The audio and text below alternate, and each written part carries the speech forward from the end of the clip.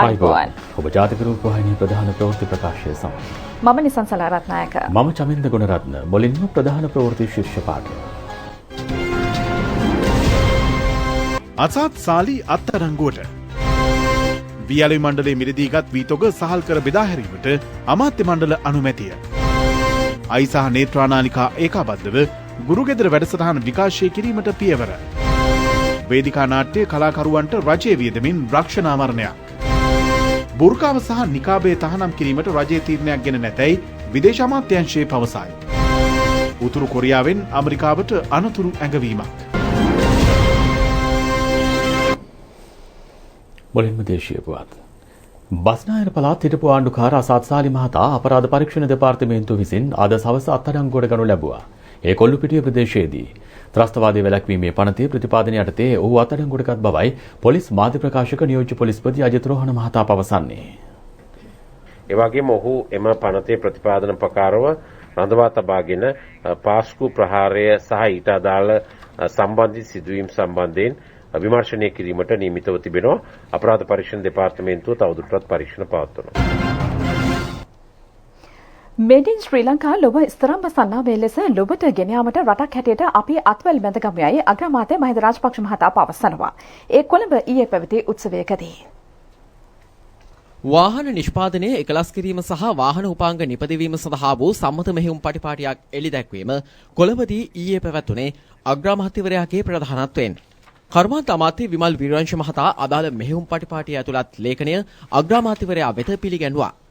මෙහෙයුම් පටිපාටියේ කර්මාන්ත අමාත්‍යාංශයේ වෙබ් අඩවියෙන්ද ලබාගත හැකියි. විශේෂයෙන් ගෝලීය වසංගතයක් ආපු මේ වෙලාවේ තමයි දේශීය ආර්ථිකයේ වැදගත්කම වඩා හොඳින් තේරුම් ගන්න අපිට පුළුවන් වෙන්නේ. විදන්නෝමේ අපේ ආර්ථික ක්‍රමේ ඕයිවායි අඩුපාඩු හදා ගන්නත් මේ හොඳම අවස්ථාවක් කියලා මම විශ්වාස කරනවා. ක්‍රමයක් වෙනස් කරන්න හදනකොට විවිධ බාධක ඇති වෙනවා. සමහර අය කැමති, තව අය අකමැති. හැබැයි සාර්ථක ක්‍රමයක් අපි හඳුන්වලා දුන්නම ඒ හැමෝම වැඩපිළිවෙලක එකතු වෙනවා. වාහන නිෂ්පාදනය එකලස් කිරීම හා වාහන උපාංග නිපදවීම පිළිබඳ සම්මත මෙහෙයුම් පාටියක් මෙයට පෙර තිබුණේ නැහැ. එවැනි ක්‍රමවේද හදන්න බොහෝ යෝජනා ඉදිරිපත් වුණා. ක්‍රියාත්මක කරන්න කවුරුවත් ඉදිරිපත් වුණේ නැහැ. මේ අපේ රටේ කර්මාන්ත ශාස්ත්‍රයේ ආරෝම් ලක්ෂයක් වුණු ඇතැයි මම විශ්වාස කරනවා. වාහන එකලස් කිරීම දේශීය වශයෙන් ආරම්භ කළාම ඕටෝපත් සානද බහන්නත් පුළුවන්කම තියෙනවා. ඒ විතරක් නෙවෙයි වාහන උපාංග නිපදවීමේ කර්මාන්තයක් ඒකම වේගයෙන් දියුණු වෙනවා. තවත් පැත්තකින් නවෝත්පාදන සඳහා රට තුල විශාල ඉල්ලුමක් ඇති කරගන්න. ඒ සම්බන්ධ උනන්දුවක් ඉහළ දමන්න මෙවැනි සම්මත මෙහෙයුම් පටිපාටියක් තිබීම ඉතා වැදගත්. තරඟ කරන්නේ දියුණු ලෝකයක් සමග. මෙතරම් බාධක තිබුණා. මේ තරඟයෙන් අපිවත් හේතු නැහැ. විදේශ විනිමය විදේශ රටවලට ගලා යන අවම කරමින් ජාතික ආර්ථික අභියෝගය ජය ගැනීමේ හැකියාව අපිට තියෙනවා. ඉංජිනේරු හා තාක්ෂණ විෂයන්ගෙන් උපාධිය ලබන දරුවන්ට ශ්‍රී ලංකාව තුළම රැකියා බිහිවීමේ අවස්ථාව මෙමගින් ප්‍රසාරණය වන බව අමාත්‍ය විමල් වීරවංශ මහතා කියා සිටියා. තරාකාරයකට අද ඓතිහාසික හැරවුමක් එහෙම නැත්නම් සම්දිස්ථානයක් තීරණය වන දවසක් බවට මම විශ්වාස කරනවා. අතිගරු ජනාධිපති ගෝඨාභය රාජපක්ෂ මැතිතුමන් සෞභාග්‍යයේ දැක්ම ප්‍රතිපත්ති ප්‍රකාශනය තුලින් මේ රට බලගන්වන්නේ දේශීය ව්‍යවසායකයා කර්මාන්තකරුවා බලගැන්වීමේ දිශාවට. අද ඇතැම් ආනයන සීමා කිරීම කරලා තියෙන්නේ රුපියල් ප්‍රමාණය වළක්වා ගැනීමට පමණක් නෙවෙයි ඒ මගින් ඇතිවන නිෂ්පාදන අවකාශය දේශීය ව්‍යවසායකයාට හා කර්මාන්තකරුවාට ලබා දීම සඳහා. අද අපි ආශ්වාදයෙන් යුතුව දකිනවා අපේ දේශීය කර්මාන්තකරුවා හා ව්‍යවසායකයා ඒ නිෂ්පාදන අවකාශය ඉතා වේගෙන් අත්පත් කරගනිමින් ඉන්නවා. ඔවුන්ගේ හැකියාවන් විදහා පෙන්වමින් ඉන්නවා. අමාත්‍ය ගාමිණී ලොකුගේ රාජ්‍ය අමාත්‍ය දිලු මමුණුගම කර්මාන්ත අමාත්‍යාංශයේ ලේකම් අනුෂ පැල්පිට යන මහතුරුන්ද මේ අවස්ථාවට එක්ව සිටියා. වියලි මණ්ඩලය මිලදීගත් වීතොග සහල් කර සතොස මගින් කඩින් මින් බෙදා හැරීමට අමාත්‍ය මණ්ඩලය තීරණය කර තිබෙනවා. ඒ පාලන මිල යටතේ දැනට වෙළඳපොලෙහි ප්‍රමාණවත් සහල් නොමැති වීම හේතුවෙන් එම වැඩපිළිවෙලේ සාර්ථකත්වය අනුව ඉදිරියට ගත යුතු විකල්ප ක්‍රියාමාර්ග පිළිබඳව සලකා බැලීමටද තීරණය කළ බවයි සම කැබිනට් ප්‍රකාශක අමාත්‍ය රමේෂ් පතිරණ මහතා අද පැවති අමාත්‍ය මණ්ඩල තීරණ දැනුම් දීමේ මාධ්‍ය හමුවේදී කියා සිටියේ.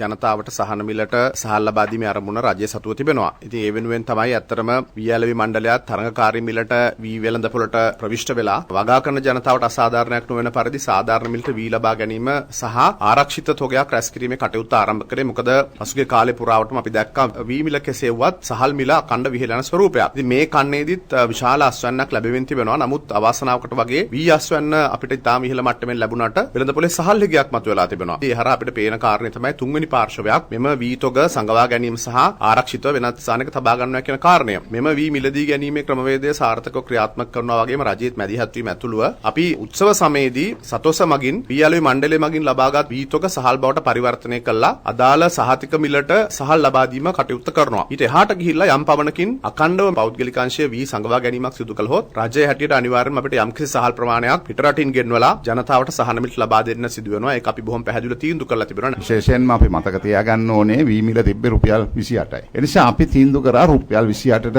30ට තිබ්බ එක රුපියල් 50කට වී මිලදී ගැනීමට. ඒ නිසා අද වී වගාව කෘෂිකාර්මයට සම්බන්ධ වෙච්ච වාණිජමය වාසිදායක වෙළඳ භාණ්ඩයක් බවට පත් වෙලා තියෙනවා. ඒ වෙළඳ භාණ්ඩයක් බවට පත්වීමේ වාසිය රටේ ගොවියට ලැබිලා තියෙනවා. ඒක තමයි මූලික අරමුණේ 1948 මාමානීය ඩී.එස්.ඒ රණායක මැතිතුමාගෙන්. ගොවියා ශක්තිමත් කළ යුතුයි. හැබැයි ඒ සිද්ධ වුණේ නැහැ ප්‍රායෝගිකව. අද ඒක සිද්ධ වෙලා තිබෙනවා. අද ගොවියා පැහැදිලිව වාණිජමය වෙළෙන්දෙක් බවට පත් වෙලා තියෙනවා. ඒ නිසා අපි රජය හැටියට එකාංශයක් ගැන කල්පනා කරලා ගොවියා ශක්තිමත් කරලා ගොවියා වාණිජමය වශයෙන් ශක්තිමත් කරලා ඒ ගොවියාගේ දරුවා නැවත බරක් ගොවිතැනට යොමු කරලා මේ රටේ පුරන් වෙච්ච කුඹුරු ටික ක්‍රියාත්මක වෙනකොට පාරිභෝගිකයා ආරක්ෂා කිරීමේ වැඩපිළිවෙල ඉතා සංකීර්ණ වැඩපිළිවෙලක් බවට පත් වෙලා තියෙනවා. හැබැයි ඒ වගකීම රජය බාර ගන්නවා. ශ්‍රී ලංකා රූපවාහිනී සංස්ථාවේ අයිනාලිකාව සහ නේත්‍රානාලිකාව ඒකාබද්ධ කරමින් ජාතික අධ්‍යාපන ආයතනයේ සකස් කළ ගුරුගෙදර වැඩසටහන තවදුරටත් ක්‍රියාත්මක කිරීමට අමාත්‍ය මණ්ඩල අනුමැතිය හිමි වී තිබෙනවා. ඒ අනුව 3 වසරේ සිට 13 ශ්‍රේණිය දක්වා සිංහල හා දෙමළ මාධ්‍ය අධ්‍යාපන වැඩසටහන් අයිනාලිකාව සහ නේත්‍රානාලිකාව ඔස්සේ විකාශය කිරීමට නියමිතයි. විශේෂයෙන්ම මා සඳහන් කරන්නට ඕනේ මාධ්‍ය අමාත්‍යාංශයේත් ඒ නාලිකාවන් වල අපේ විශාල ආදායම් මට්ටම් පැත්තක තියලා ජාතික අවශ්‍යතාවයක් හැටියට මේ තීන්දුව කළා. මොකද හේතුව මේවා කමර්ෂල් එහෙම නැත්නම් මේ වගේ ඉතාමත්ම ආදායම් ලබන නාලිකාවන්. ඒ වගේම ආදායම් ලබනව පමණක් නෙමෙයි ඒක වඩා වාණිජමය තත්ත්වයේ තියෙන දේවල් ඒ සියල්ල බැහැර කරලා සම්පූර්ණයෙන්ම අධ්‍යාපන ක්ෂේත්‍රයේ මේ තිබෙන පසුබිමත් එක්ක ඇති වෙලා තියෙන තත්ත්වයන් වලට මුහුණ දීමට සහ දරුවන්ට එහි පීඩනයක් නොවන විදිහට වග බලා ගැනීමේ වගකීම යුතුකම රජයට සහ අධ්‍යාපන අමාත්‍යාංශයට තිබෙන නිසා මාධ්‍ය අමාත්‍යාංශත් අධ්‍යාපන අමාත්‍යාංශත් ඒට උපරිම සහයෝග ලබා දෙමින් ඒ ක්‍රියාවලිය දිගටම ගෙනියන්න කටයුතු කරන්න තීන්දුව කරලා තියෙනවා. ත්‍රිපිටක සංරක්ෂිත පනතක් පාර්ලිමේන්තුවේ සම්මත කිරීමට රජය තීරණය කර තිබෙනවා. ඒ සඳහා පනත් කෙටුම්පතක් සකස් කිරීමට නීති කෙටුම්පත් සම්පාදකට උපදෙස් දීම පිණිස ඉදිරිපත් වූ යෝජනාවකට අමාත්‍ය මණ්ඩල අනුමැතිය හිමි වුණා. සෑම ග්‍රාම නිලධාරී කොට්ටාසයකම නිවසක් සහ වෙළඳසැලක් ඉදිකිරීමට අමාත්‍ය මණ්ඩල අනුමැතිය හිමි වී තිබෙනවා. ඒ සමෘද්ධි පවුල් වලින් තෝරාගත් තරුණ කාන්තා ව්‍යවසායකින් ඉලක්ක කරගනිමින් මාර්ග කිලෝමීටර් ලක්ෂයක් සංවර්ධනය කිරීමේ වැඩසටහන යටතේ සංවර්ධනය කරන මාර්ගවලට යාබදව යෝජිත නිවාස සහ වෙළඳසැල් ඉදිකිරීමට නියමිතයි. සීනිබඳු වංචාවක් සිදු වූ බවට විපක්ෂයේ නගන චෝදනා සම්බන්ධයෙන්ද මාධ්‍යවේදීන් විමසුවා. 1948 ඉඳන් මේ රටේ මුදල් අමාත්‍යවරුන් යම් යම් භාණ්ඩවල බඩු මිල වැඩි කරනවා අඩු කරනවා ඒක බදු ප්‍රතිපත්තියක් අනුව ක්‍රියාත්මක වෙනවා. දැන් උදාහරණයක් ගත්තොත් චීනය 145ට තිබ්බ එක 110ට අපි බලාපොරොත්තු වුණේ 98ට 95ට. හැබැයි 110ට වෙළඳ පොලේ ගිහිල්ලා තියෙනවා. හැබැයි ඒක 145ට ගිහිල්ලා නැහැ. එහෙමනම් මේ රටේ පාරිභෝගිකයාට යම් වාසියක් ලැබලා තිබෙනවා. ඒ නිසා මේ වංචාව කියන වචනයම නිර්මාණය කරලා ඒ නිර්මාණය තුළ ඉඳගෙන කටයුතු කිරීමක් තමයි අපි දකින්නේ. රුපියල් බිලියන 15කින් අගය සැකසෙන්නේ පසුගිය මාස 4ක කාල සීමාව තුළ ශ්‍රී ලංකාවට ආනයනය කරන ලද සීනි ප්‍රමාණය කිලෝ මිලියන 300ක්. මේ මිලියන 300 රුපියල් 50කින් වැඩි කිරීමෙන් තමයි බිලියන 15 කියන ගාණ හැදෙන්නේ. ඉතින් මේ බදු අඩු කිරීමෙන් පස්සේ කිසිම විටක සීනි වලට බදු අය කිරීමක් නැහැ. ඒක රාජ්‍ය ප්‍රතිපත්තිය. සීනි වලට විතරක් නෙමෙයි සැමන් වලට ලොකු ලූණු වල ඇතුළු දේවල් වලට පරිප්පු වලට බදු අඩු කරලා තියෙනවා. මේ සම්බන්ධයෙන් කිසිම වංචාවක් සිදු වෙලා නැති බව ඉතාම පැහැදිලි කාරණයක්. වතුකම්කරුවන්ට රුපියල් 10ක දෛනික වැටුපක් ලබා දීමට එරෙහිව වතු සමාගම් අධිකරණ ක්‍රියාමාර්ගවලට යොමු වුවද ඒ ලබා දීම වෙනුවෙන් රජය පෙනී සිටින බවද මෙහිදී අවධාරණය කෙරුණා. මෙම උත්සාහ ව්‍යාර්ථ කිරීමට මෙම සමාගම් උත්සාහ කළහොත් ඉන්පසුව අදාළ අනෙකුත් නෛතික පියවර සහ අවශ්‍ය වටපිටාව සකස් කරන්නට ආණ්ඩුව පැකිලෙන්නේ නැති බව අපි ඉතාම පැහැදිලිව සඳහන් කරනවා. මේ අයවැය ඉදිරිපත් කිරීමේදී කරපු ප්‍රකාශය. ඒ නිසා රජයේ වගකීමක් සහ බැඳීමක් තියෙනවා ඒ ක්‍රියාත්මක කිරීමට. මොකද කාශය කරනකොට ඒ සම්බන්ධව දත්ත සහ ඒ හැකියාවන් සම්බන්ධව විශ්ලේෂණය කරලා තමයි කරලා තියෙන්නේ. හැබැයි අපට ඉතාමත්ම මොරණ්ඩු ප්‍රතිපත්තියක් අනුගමනය කරනවා නම් රජයක් හැටියට ඒට පිළිතුරු දෙන්නට සහ ඒ කටයුත්ත ඒ ආකාරයෙන් හැසිරීමට කටයුතු කිරීමට රජය පසුබට වෙන්නේ නැහැ කියන එක බොහොම පැහැදිලිව කියන්නට ඕනේ. ශ්‍රී ලංකාව තුළ බොර්කාව සහ නිකාබය පැළඳීම තහනම් කිරීමට රජයේ තීරණයක් ගෙන නැතැයි විදේශ අමාත්‍යාංශය පවසනවා. විදේශ ලේකම් අද්මිරාල් මහාචාර්ය ජයනාත් කොළඹගේ මහතා පවසන්නේ එය හුදෙක් යෝජනාවක් පමණක් වන අතර දැනට එය සාකච්ඡාවට භාජනය වෙමින් පවතින බවයි. එම යෝජනාවට පදනම් වී ඇත්තේ පාස්කු ඉරුදින ප්‍රහාරය පිළිබඳ ජනාධිපති විමර්ශන කොමිෂන් සභාවේ විමර්ශනවලට අනුව ජාතික ආරක්ෂක හේතුන් මත අවශ්‍ය වන පූර්ව ආරක්ෂාව බවයි විදේශ අමාත්‍යාංශය සඳහන් කරන්නේ. රජයේ අදාළ සියලු පාර්ශ්ව සමග පුරුල් සංවාදයක් ආරම්භ කරනු ඇති අතර අවශ්‍ය උපදේශන පැවැත්වීම සහ එකඟතාවකට පැමිණීම සඳහා ප්‍රමාණවත් කාලයක් වැය වනු ඇති බවයි විදේශ අමාත්‍යාංශය අද නිකුත් කළ නිවේදනයේ සඳහන් වන්නේ. මෙරට බුර්කාව හා නිකාබේ පැනදීම තහනම් කිරීමේ යෝජනාව සම්බන්ධයෙන් කරන ලද ප්‍රකාශ පිළිබඳව මෑත කාලීන මාධ්‍ය වාර්තා මගින් ඉස්මතු කර තිබෙනවා. අද පැවති කැබිනට් මාධ්‍ය හමුවේදී මේ පිළිබඳ අදහස් පළ කෙරුණා. බුර්කාව සම්බන්ධව ප්‍රශ්නයේදී මේ සම්බන්ධව දීර්ඝ සාකච්ඡාවක් ගණනාවක් වුණා. විශේෂයෙන්ම පාස්කුවේදී ඇති වෙච්ච සිදුවීමත් ඒත් සමගම පෞගිය වසර 10-15 තුල ඇති වෙලා තියෙන මේ සංස්කෘතික වෙනස්කම් සම්බන්ධව. මොකද සාමාන්‍යයෙන් අපේ මුස්ලිම් ජනතාවත් සමග අවුරුදු ගණනාවක් තිබ්බ අපේ සම්බන්ධකම් ශ්‍රී ලාංකිකයන් හැටියට පිළිගැනීම සහ ඒ තිබ්බ සුහදතාවය සහ ඒ තිබ්බ සහජීවනය ගැන කිසිම ගැටලුවක් තිබ්බේ නැහැ. හැබැයි මෑත කාලයකදී මෙවැනි දේවල් බුර්කාව වැනි දේවල් සහ ඊට සමගාමීව ඒ සංස්කෘතික අංශ පවා වෙනස් වෙමින් පවතින ගත්තා. ඒක අපිට පමණක් නෙමෙයි මුළු ලෝකයේම බොහෝ රටවල් මේ වෙනකොට ඒට යම් කිසි විදිහේ ජාතික ආරක්ෂාවට යම් සිදුවේ බලපෑමක් විය හැකි කියන මතවාදයක් තිබෙනවා. දැන් ප්‍රංශය වගේ රටවල් වල වෙනත් විවිධ හේතුන් නිසා වෙන්නට පුළුවන්. හැබැයි එවැනි තත්ත්වයක් ඇති වෙලා තියෙන ඒ සම්බන්ධව සාකච්ඡා වෙමින් පවතිනවා. ඒ වගේම ඒ කළ යුත්තේ කොයි ආකාරයේද කියන එකත් අපේ කාල වේලා අරගෙන හදිස්සි නොවේ එය කළ යුතුයි කියන මතයට ඇවිල්ලා තියෙනවා. ඔක්ස්ෆර්ඩ් ඇස්ට්‍රාසෙනකා එන්නතේ පළමු මාත්‍රාව ලබාගත් පුද්ගලයන්ගේ ප්‍රතිදේහ සාර්ථකව ගොඩනැගී ඇති බව තහවුරු වී ඇතැයි ශ්‍රී ජයවර්ධනපුර විශ්වවිද්‍යාලයේ ආසාත්මිකතා ප්‍රතිශක්ති විද්‍යා හා ශෛල ජීව විද්‍යා ආයතනයේ අධ්‍යක්ෂ වෛද්‍ය චන්දිම ජීවන්තර මහතා පවසනවා. පළමු මාත්‍රාව ලබා දී මාසකට පසු පුද්ගලයන් 2000කගෙන් ලබාගත් රුධිර සාම්පල පරීක්ෂා කිරීමේදී මේ බව සනාථ වී ඇති බවයි ඔහු කියා සිටියේ. වැක්සින් එකේ එෆිකසි එක බලන්න පරීක්ෂණ සිදු කරගෙන යනවා. කියන්නේ වැක්සින් එක ගහන්න කලින් අපි 2000ක නියැදියක් ලබාගෙන මාසයක් ඉවර වෙලා ඒගොල්ලන්ගේ රුධිර පරීක්ෂා කරලා බලවල අපිට තාම පැහැදිලිව පේනලා තියෙනවා. ඊටාත්ම සාර්ථක ලෙස ප්‍රතිදේහ ගොඩ නැගෙනවා ඒගොල්ලන්ගේ. ඉතින් ඒක ඊටාම හොඳ සත්‍යයක්. ඒ කියන්නේ අපේ ශ්‍රී ලාංකිකයන්ට මේ වැක්සින් එක හොඳින් වැඩ කරනවා කියන එක තමයි එකකින් අදහස් වෙන්නේ. COVID-19 ප්‍රතිශක්තිකරණ වැඩසටහන යටතේ 7,84,500 දෙනෙකුට එන්නත් ලබා දී තිබෙනවා. ඊයේ පමණක් එන්නත් ලබා දුන් පිරිස 11,489 දෙනෙක්. ශ්‍රී ලංකාවේ භාවිතා කරන ඔක්ස්ෆර්ඩ් ඇස්ට්‍රාසෙනෙකා එන්නත පිළිබඳව යුරෝපයේ සමහර රටවල් කිහිපයක අවකාලිකව එම එන්නත ලබා දීම අතර කිරීමක් පිළිබඳව වාර්තා වෙලා තිබෙනවා. එහිදී අපි සඳහන් කළ යුතු ප්‍රධාන කරුණ වන්නේ එම ඇටලුව පිළිබඳව සඳහන් වන එක එන්නත් කාණ්ඩයක් පමණයි දැනට යුරෝපයේ රටවල් කිහිපයක తాවකාලිකව භාවිතය අත්හිටුවා තිබෙන්නේ. එම කාණ්ඩයට අයත් කිසිම එන්නතක් ශ්‍රී ලංකාවට ලබා දීලා නැහැ. ඒ නිසා මෙම එන්නත ලබා ගැනීම පිළිබඳව ශ්‍රී ලංකාවේ ජනතාව කිසි විටක බියවියු නැති බව අපි බොහොම පැහැදිලිව සඳහන් කරනවා. ඒ නිසා එමෙන්නත් කරන වැඩසටහන දැන් ටිතාම හොඳින් ක්‍රියාත්මක වෙනවා. කොවැක්ස් පහසුකම යටතේ ශ්‍රී ලංකාවට ලැබුණු එන්නත් වයස 60ට වඩා වැඩි පුද්ගලයින්ට ලබා දීමේ ප්‍රමුඛතාවය මත දැනට ක්‍රියාත්මක කරගෙන යනවා. ඉදිරි එන්නත් ප්‍රමාණයත් ශ්‍රී ලංකාවට ඉදිරියේදී ලැබෙන බවට අපි විශ්වාස කරනවා. ඒ නිසා ඉදිරි මාස 2-3 කාලයක් ඇතුළත ශ්‍රී ලංකාවේ කොරෝනා තත්ත්වය ඊටාම හොඳ පාලිත තත්ත්වයකට රැගෙනීමට හැකියාව ලැබේ කියලා අපි විශ්වාස කරනවා. එන්නත් ලබා දීමේ වැඩසටහනක් පත්තර මුල්ල බටපොත ශ්‍රී සුදර්ශනාරාම විහාරස්ථානයේදී අද පැවැත්වුණා. එහිදී එන්නත් ලබා දුන්නේ වයස අවුරුදු 60ට වැඩි පුද්ගලයන් සඳහායි. නාරාහෙම්පිට කිරුළපාරේ මධ්‍යම බෙහෙත් ශාලාවේද අද එන්නත් කරන වැඩසටහනක් ක්‍රියාත්මක කෙරුණා. බොරැල්ල කැම්බල් පිටියේ පිහිටි සෞඛ්‍ය වෛද්‍ය නිලධාරී කාර්යාලයේද වයස අවුරුදු 60ට වැඩි පුද්ගලයන් සඳහා එන්නත් ලබා දීම අදත් සිදු කෙරුණා. තවත් එන්නත් කරන වැඩසටහනක් පිටකොට්ටේ සෞඛ්‍ය වෛද්‍ය නිලධාරී කාර්යාලයේදී පැවැත්වුණා. පාදුක්ක උගල්ල අංගම්පිටිය යන ග්‍රාම සේවා වසම්වල වයස අවුරුදු 60ට වැඩි පුද්ගලයන් සඳහා එන්නත් ලබා දීම අද සිදු කෙරුණා. ඒ හල්පේ ශ්‍රී නාගාදාරාම විහාරස්ථානයේදී අතුරුගිරිය ප්‍රාදේශීය රෝහලේදී එන්නත් කරන වැඩසටහනක් පැවැත්වුණා. එහිදී වයස අවුරුදු 60ට වැඩි 1500 දෙනෙකුට එන්නත් ලබා දී තිබෙනවා. මොරටුව මෝල්පේ ප්‍රදේශයේ වයස අවුරුදු 60ට වැඩි පුද්ගලයන්ට එන්නත් ලබා දීම සොයිසාපුර ප්‍රජාශාලාවේදී සිදු කෙරුණා.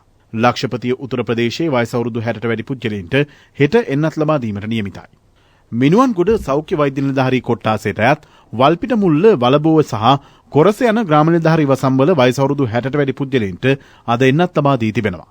ඒ වල්පිට මුල්ල ශ්‍රී රණතුංගාරාම පුරාණ විහාරස්ථානයේදී බීරිගම තවලම්පිටිය වැඩහිටි නිවාසයේ නිවාසිකයන්ට එන්නත් ලබා දීමද අද සිදු කෙරුණා.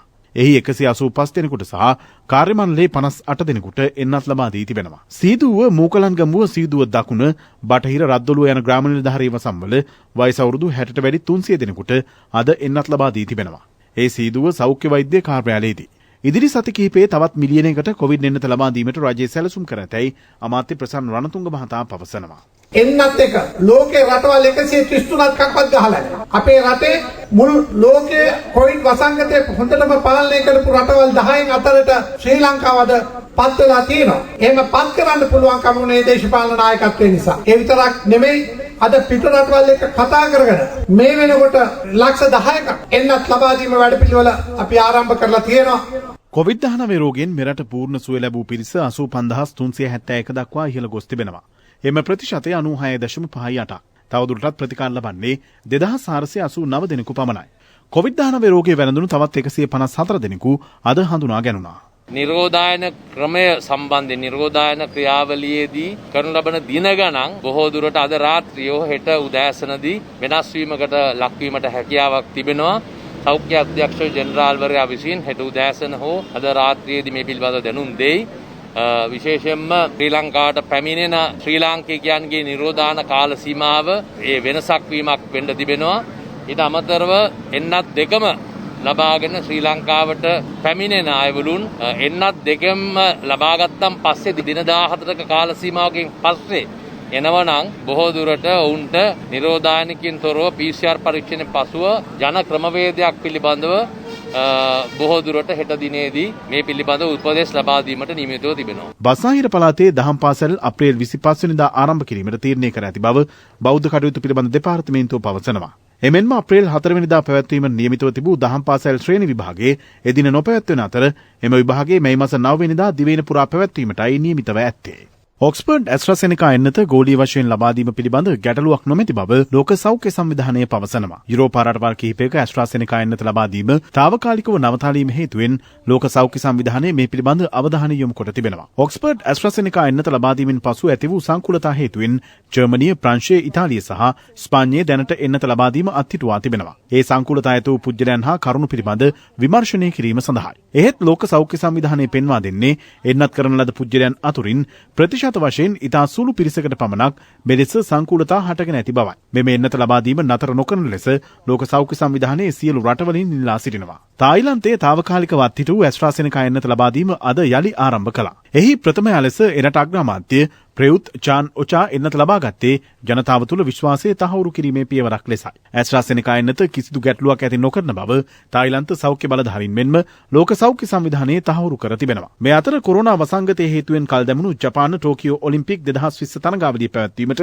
එහි සංවිධායකින් තීරණය කර තිබෙනවා. එය එළඹෙන ජූලි 23 වෙනිදා සිට අගෝස්තු 8 දක්වා පැවැත්වෙනු ඇති. ලෝක මල්ල ක්‍රීඩා සභාපති සෙබස්තියන් කෝ පවසන්නේ තරඟාවලිය නැරඹීමට දෙස් විදෙස් සංචාරකින්ගේ පැමිණීම අපේක්ෂා කරන බවයි. ප්‍රංශයේ පැරිස් නුවර රෝහල් සහ දැරිසත්කාර ඒකක කොරෝනා රෝගීන්ගෙන් පිරී යාම හේතුවෙන් එම රෝගීන් බටහිර ප්‍රංශයේ ඇන්ගර්සි රෝහල් වලට ගුවන් මගින් රැගෙන යාමට බලධාරීන් ක්‍රියා කළා. ඉකුත් පැය 24 තුළ එරටින් නව කොරෝනා ආසාදයෙන් 6741ක් සහ මරණ 333ක් වාර්තා වී තිබෙනවා. ඊයේත් ලෝ වැඩිම කොරෝනා ආසාදයෙන් වාර්තා වුණේ ඇමරිකාවෙන්. එම සංඛ්‍යාව 45000කට අධිකයි.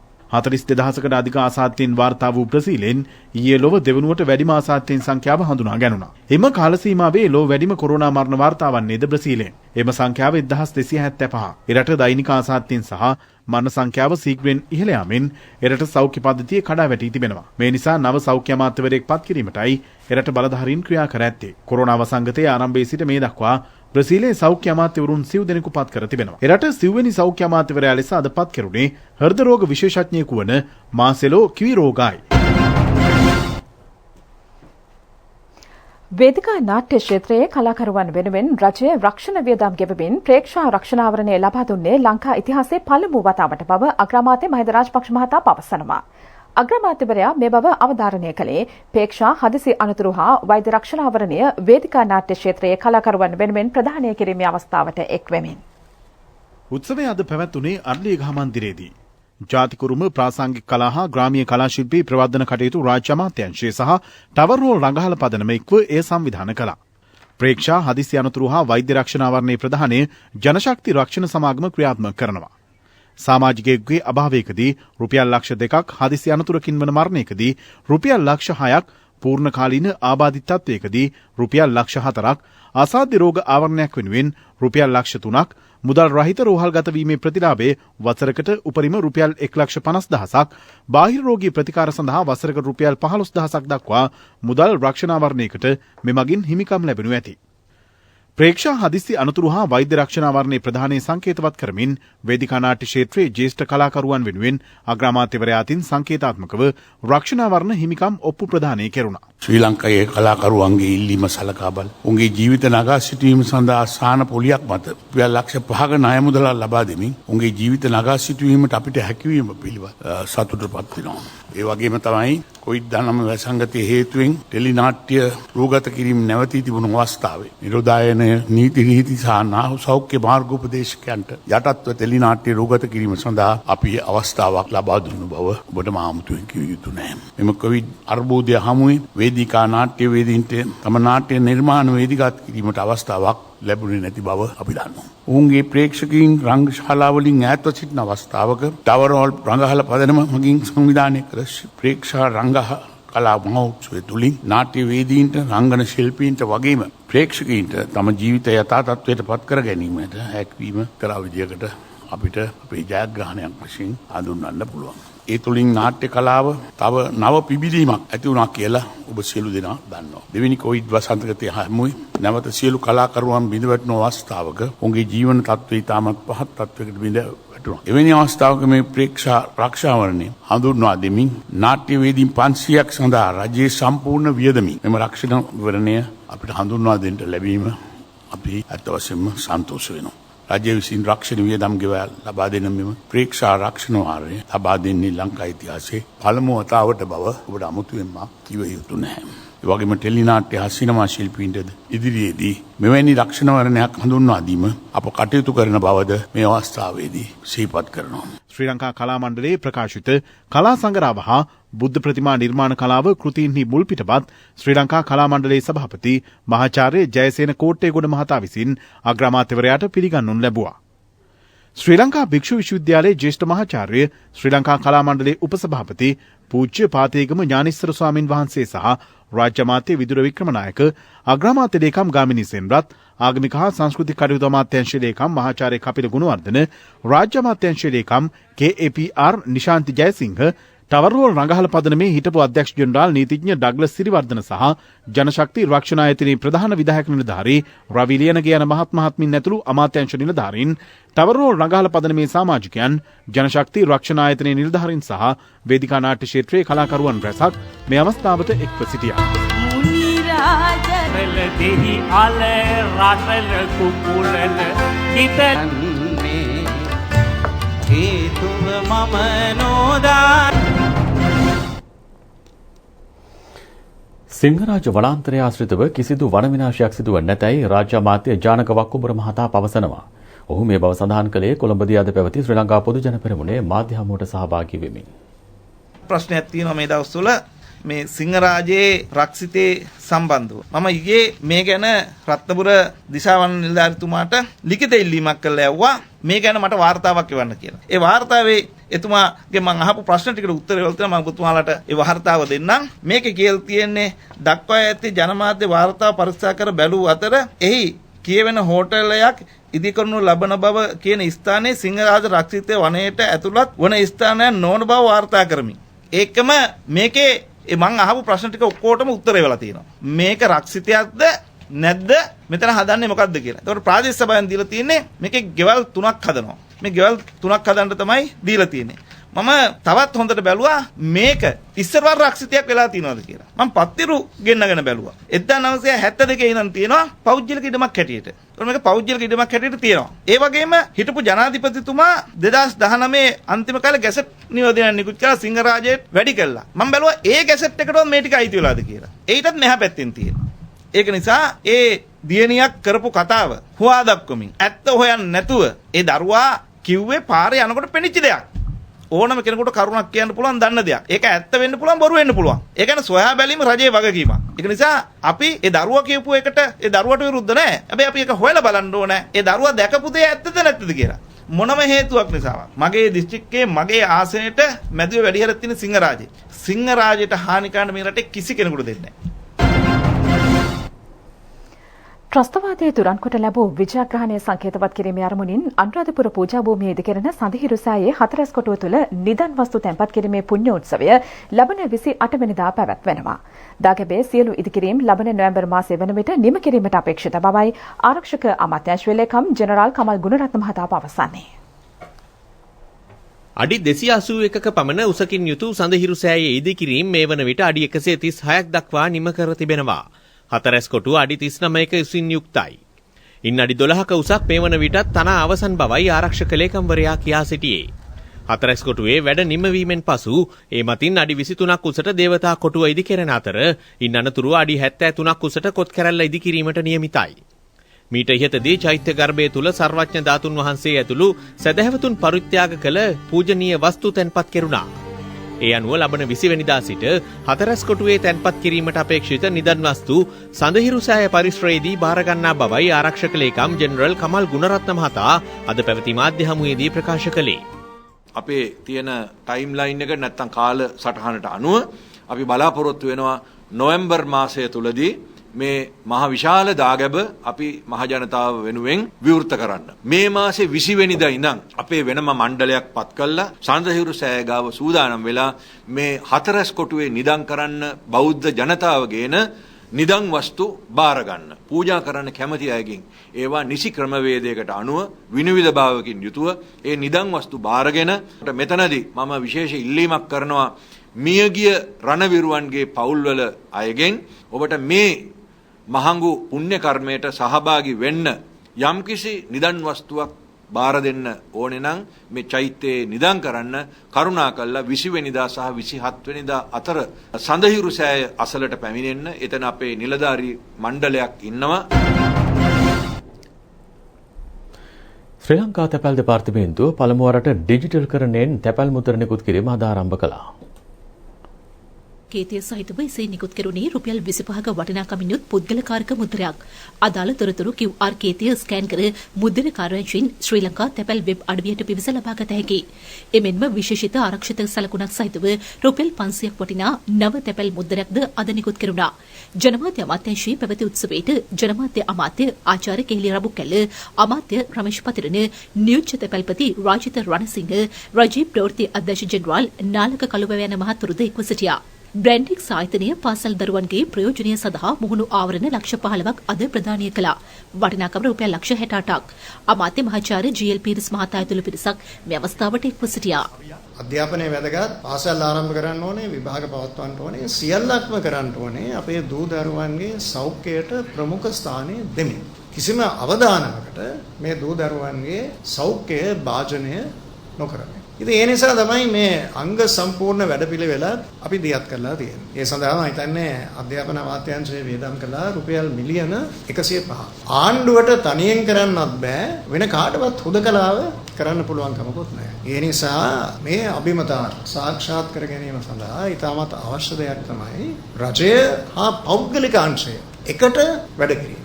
ගම්පහ දිස්ත්‍රික් දේශීය නිෂ්පාදන කර්මාන්ත වැඩිදියුණු කිරීමේ කමිටුව ඊයේ රැසුණා. ඒ රමේෂ් පතිරණ හා ප්‍රසන්න රන්තුන් යන අමාත්‍යවරුන්ගේ ප්‍රධානත්වයෙන් පොල්ගස් කැපීම තහනම් කිරීමේ නීති ගෙනෙන බවයි අමාත්‍ය රමේෂ් පතිරණ මහතා ප්‍රකාශ කළේ. ගම්පහ දිස්ත්‍රික්කයේ කාර්මික ජනපදවල වසා දමා ඇති කර්මාන්ත ශාලා වෙනුවට නව කර්මාන්ත ශාලා ආරම්භ කිරීමට කඩිනම් පියවර ගන්නයි අමාත්‍ය ප්‍රසන්න රන්තුංග මහතා නිලධාරීන්ට උපදෙස් දුන්නා. බස්නාහිර පළාත් ආණ්ඩුකාර රොෂාන් ගුණතිලක මහතා සහ කනක හේරත් සුදර්ශනී ප්‍රනාන්දුපුල්ලේ ප්‍රසන්න රණවීර නාලකගොඩ හේවා සිසිර ජයකොඩි අරුත්තික ප්‍රනාන්දු යන රාජ්‍ය අමාත්‍යවරුන් ඇතුළු පිරිසක් මේ අවස්ථාවට එක්ව සිටියා. තලේ මන්නාරම දුම්රිය ස්ථානය අසල දුම්රිය හරස් මාර්ගයේදී අද පසළු 2කට පමණ මගී බස් රථයක් දුම්රියක ගැටී තිබෙනවා. අනතුරින් නව හැවිරිදි පාසල් සිසුවෙකු ජීවිතක්ෂයට පත් වුණා. 15 දෙනෙකු තුවාල ලබා ඇතැයි පොලිස් මාධ්‍ය ප්‍රකාශක නියෝජ්‍ය පොලිස්පති අජිත් රෝහණ මහතා පවසනවා. අනතුර සිදුවන අවස්ථාවේ බස් රථයේ මගින් 30 දෙනෙකු ගමන් කර ඇති බවයි ඔහු පවසන්නේ. බස් රථයේ රියදුරු සහ සහායක අත්අඩංගුවට ගෙන තිබෙනවා. ඒ සමගම ප්‍රති ප්‍රකාශය මිනිමාවට පත් වෙනවා. ආයුබෝවන්.